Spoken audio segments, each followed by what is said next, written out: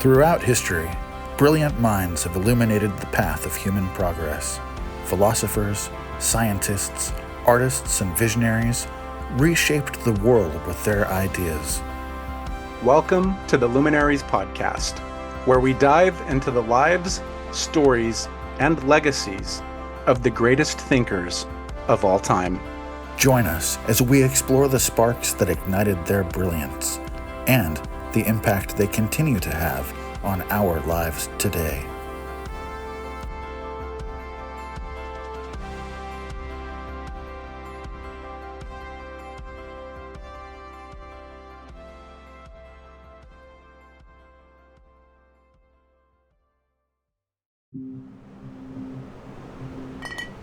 It's the turn of the 20th century. Picture this, a small makeshift laboratory. It looks more like a shed than the birthplace of groundbreaking discoveries. Inside, Marie and Pierre Curie are working tirelessly. The air is thick with the acrid smell of chemicals, and the space is cluttered with beakers, crucibles, and heaps of processed pitchblende. It's cold and damp.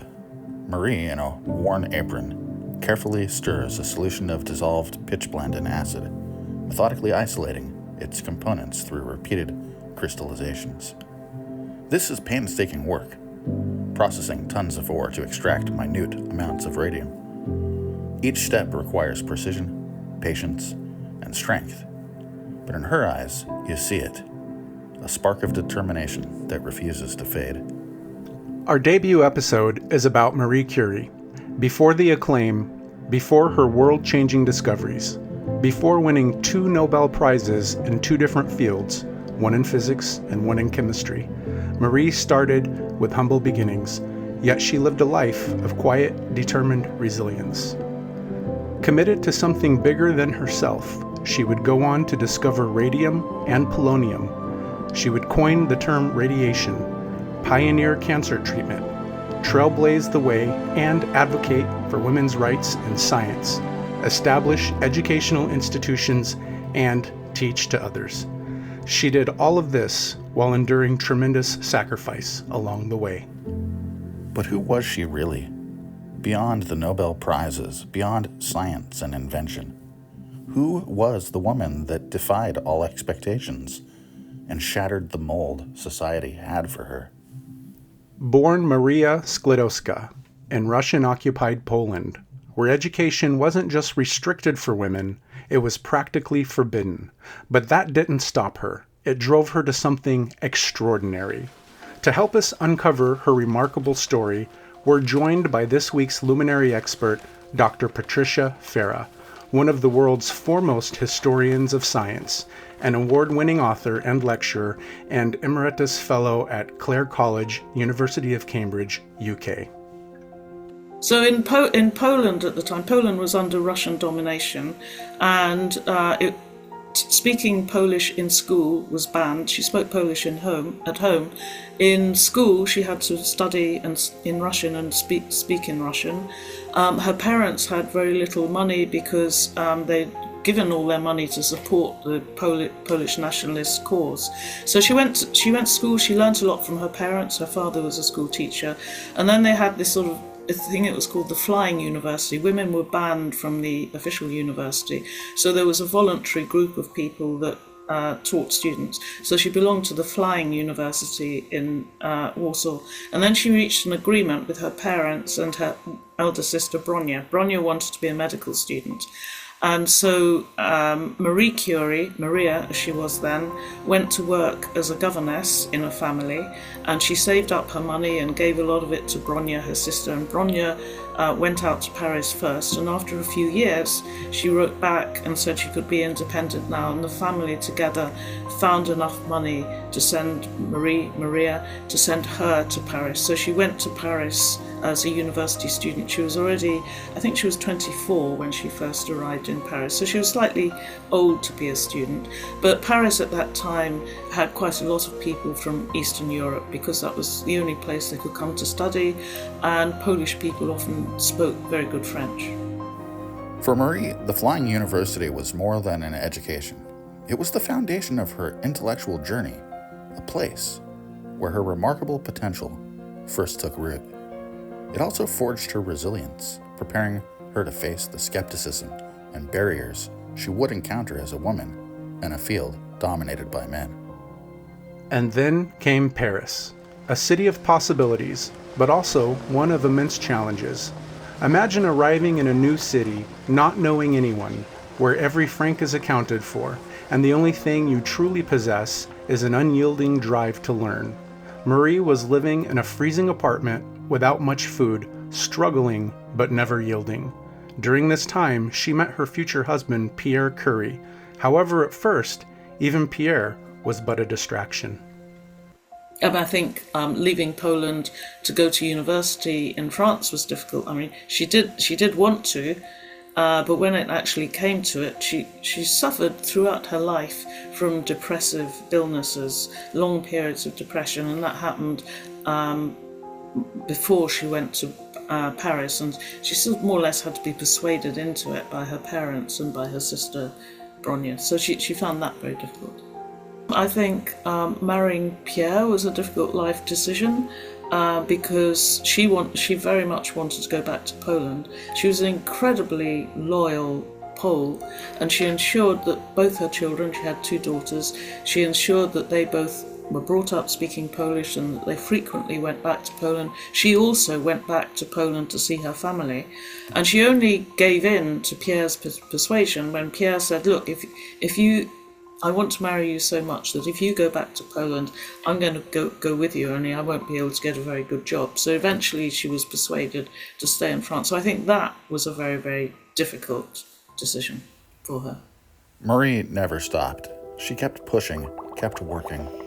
Not for the praise, not for the accolades, but because she believed in what she was doing. She believed the world needed to understand the power hidden within atoms. But there were many struggles. Funding not being the least of them. No, they absolutely weren't wealthy. I mean, her first work, the first research that she did was into magnetism in steel, and then they started working to extract radium, what later they discovered was radium chloride. I think Pierre managed to get some university funding. They also she was very good at sort of negotiating deals with coal companies and things like that, but they were chronically underfunded. The shed in which they isolated radium chloride was literally a shed. They used it as their laboratory, but it was a shed propped up against the wall and at the outside of the university, and the rain was leaking through the roof, and they had hardly any space. They were working with very, very primitive instruments, and other scientists were very critical of that. So certainly they made do with as little money as they could. And when they won the joint Nobel Prize, they won some money, and what they immediately did with that money was hire an assistant so they could go on and do more research. They were both of them very, very dedicated to their work. Imagine the perseverance it took to keep going, working day in and day out in those conditions, simply because you believed in the importance of what you were doing. And they did it. Against all odds, with minimal resources, they discovered radium. They were redefining science, and with it, the world's understanding of radioactivity. Pitchblende is an ore, a special ore, which is one of the side products of coal mining, that contains large amounts of uranium, and within that uranium there's tiny amounts of radium. And one of the problems of isolating radium is that chemically it's very similar to barium, and there's also a lot of barium in pitchblende. So that's why it's a sort of very, very long, tedious, laborious process of endless repeated distillations. They start off with, I think it's 2 tons, something like 2 tons of pitchblende, and you end up with 0.1 of a gram of radium chloride. She wasn't in it for the glory, and she wasn't in it for the fame. She did it because she knew it mattered. She saw a truth that the rest of the world wasn't ready to see yet. That said, she still deserved credit for her own work, and that credit was sometimes very hard to come by. Even within their groundbreaking discovery, acceptance was never guaranteed. recognition remained elusive, and prejudice was a constant barrier. The fight for acknowledgement continued, but her husband, Pierre, stood steadfastly by her side, tirelessly advocating for her rightful validation. By 1903, she certainly was pretty distinguished, but she was still couldn't hold a position in the equivalent of the Royal Society, the Académie Royale in France. She was never made a member. I don't think they took women members till the 1970s. Becquerel and Marie Curie were nominated for the Nobel Prize, and I think it was originally somebody on the Nobel Committee who said this is awful, Marie Curie should be included, and Marie Curie also insisted that she be included. And so what happened was, instead of dividing the prize into three, they gave half the prize to Becquerel, and then the other half was divided between Pierre and Marie. Marie and Pierre were inseparable partners in science and in life. But in 1906, an unimaginable tragedy struck. Pierre died in a sudden accident. His loss was a devastating blow, one that could have derailed Marie's work forever. Instead, she chose to honor their shared vision, taking up the mantle of his professorship. She broke barriers as the first woman to teach at the University of Paris, a testament to her resilience and her unwavering commitment to the science they had built together. Pierre Curie, her husband, died. It was very tragic. He was probably in a bit of a fog because he was depressed, and he probably had radiation sickness, and he went out for a walk and he wasn't looking where he was going, and a cab driven by horses ran over him and his head was crushed. It was a very sudden death and unexpected and very, very tragic. And she was absolutely devastated. She adored him. But one of the good things that happened, in a way, was that she inherited his professorship. So she became the first female professor at the University of Paris. And that was in 1906 that he died. By 1911, Marie Curie had already achieved the unimaginable, pioneering discoveries, international acclaim, and a Nobel Prize in physics. But even as she reached new heights, the public and the press found ways to tear her down. That year, she won her second Nobel Prize, this time in chemistry, solidifying her place among the greatest minds in history. Yet, instead of celebration, scandal erupted. A private affair became front-page news, and the backlash was vicious. The same woman who had revolutionized science was now vilified in ways that exposed society's deep prejudices. She was having a love affair with a man called Paul Langevin, who was had been one of Pierre Curie's closest friends. And somebody, one presumes his wife, but one doesn't know, someone leaked their love letters to the press. And she was absolutely harangued. The press came and sat on her doorstep, and they were like paparazzi taking her photographs. They were reviling her. They were reviling her as a Jew, as a Jewish outsider, but also as a whore. And the headlines were basically along the lines of, this foreign Jewish whore has taken away one of our top French scientists. But Marie's mission extended beyond the walls of the laboratory. During the First World War, when Europe plunged into chaos, Marie put her ingenuity to work, helping on the battlefield. Well, one thing she did was she raised lots of money to get a fleet of vehicles so that she could take X-ray machines right up to soldiers in the front, which meant that soldiers who were wounded could get treatment immediately rather than having to be transported for a day or a couple of days to the nearest city. So she raised money for these cars, but she also developed special equipment that enabled X-rays to be taken in the field on soldiers, so they were powered by exhausts from cars and things like that. So she developed a whole sort of array of technical equipment that made it possible to treat soldiers immediately and find bullets in their body and allow the surgeons to operate. So she must have saved hundreds, thousands of lives during the First World War. Think about that. Marie Curie, not just a scientist, but also an inventor on the battlefield, helping save lives. She didn't just create tools for discovery, She created tools for humanity. And yet, this work, this incredible contribution, took a toll. The exposure to radiation during all those years left her health irreparably damaged. She was walking around with sort of tubes of radiochloride in her pocket. She was sort of decanting things. They were both handling the substances the whole time. And they realized really very early on that radiation could cause cancer, could damage cells. I mean, they must have known, but they just sort of persevered anyway. And you're right. I mean, her laboratory notebooks are completely radioactive, and nobody's allowed to touch them. They've been stored away, I think it's for 150 years, until the radium in them has decayed, because over time, radium loses its radioactivity, it decays. She never stopped. Even as her body began to fail, her mind stayed fixed on the goal. She raised funds, she set up research institutes, she paved the way for future generations. The last years of her life, she travelled to America twice, and she raised lots of money to set up research institutes in Paris and also in Warsaw.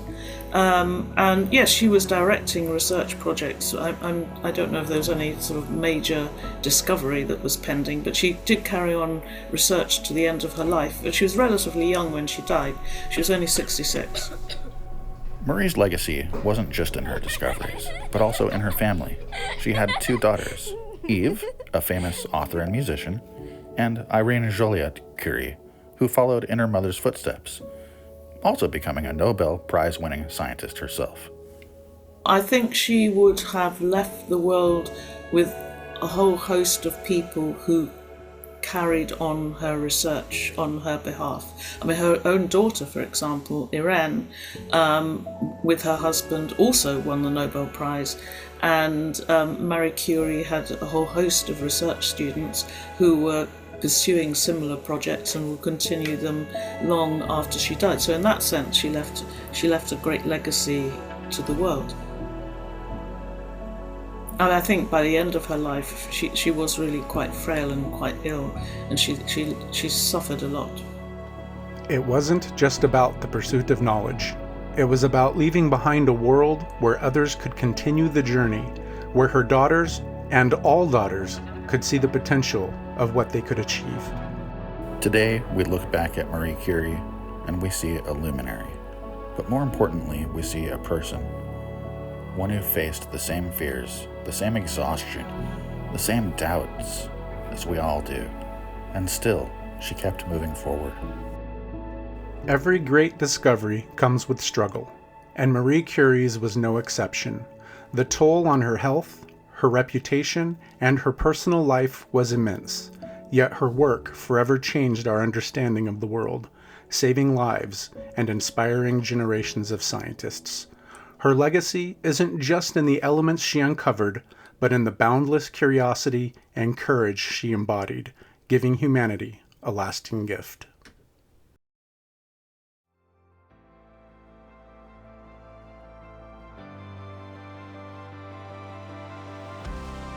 Well, and that wraps up this episode, the first episode of our Luminaries Podcast. Another huge thanks to our guest, Dr. Patricia Farah, for sharing her incredible insights on Marie Curie. First episode, Zach, how do you think we did? I thought that went pretty well. I'm incredibly grateful that Patricia, as she has kindly asked us to call her, she was so nice and accommodating, and it was great she was available because she is a pretty heavy hitter in the science community, and this luminary was very science related, and so super grateful to her. Yeah, she's a very busy woman. Lots of projects out there. Dr. Farah has a lot of stuff going on. A lot of books too. If you'd like to explore her work further, be sure to get her books, including Science: A 4,000-Year History, A Lab of One's Own, and Life After Gravity. But those are just a few. Seriously, she has like 7 or 8 books out there, I'm pretty sure. You can find all of those through Amazon and most major booksellers. And for more inspiring thoughts and updates, You can also follow her on her LinkedIn at uk.linkedin.com. And if you enjoyed today's episode, please do take a moment to subscribe, leave a review, or share it with a friend. Mike, I also thought it went really well. It is just our first episode, and we got some really inspiring, interesting content. I hope everyone enjoyed. And next time on the Luminaries Podcast, we're going to be talking about a more spiritual, philosophical luminary. Now, will it be someone like Vivekananda, or Manly Hall, or Baruch Spinoza? You will have to check back to find out. But either way, you definitely won't want to miss it. Before we sign off, I want to remind everybody about the Luminaries book, which is your ultimate companion to exploring everyone and everything we discuss here on the podcast. We recommend that you get the Luminaries book on Amazon or through our website, luminariespodcast.com. Well, thank you for joining us, everyone. This has been the Luminaries Podcast. Until next time, stay curious, stay inspired, and keep seeking the light.